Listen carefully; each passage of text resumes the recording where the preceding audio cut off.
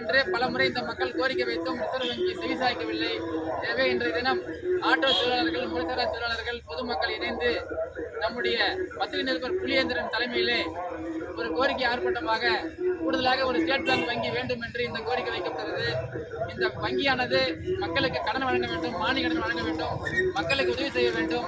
ஏழை எளிய மக்கள் பிழைப்புக்காக வெளியே செல்கிறார்கள், உள்ளூர் மக்கள் கஷ்டப்படுகிறார்கள்.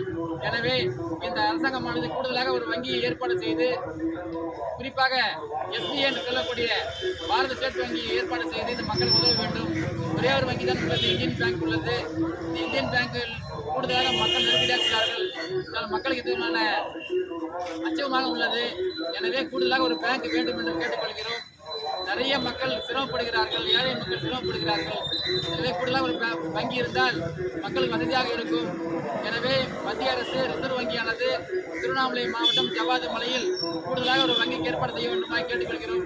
நன்றி, வணக்கம். செஞ்சிராஜா, நிறுவன தலைவர், அகில இந்திய இந்து மக்கள். பாரத் மாதா கே ஜெய். பாரத் மாதா கே ஜெய்.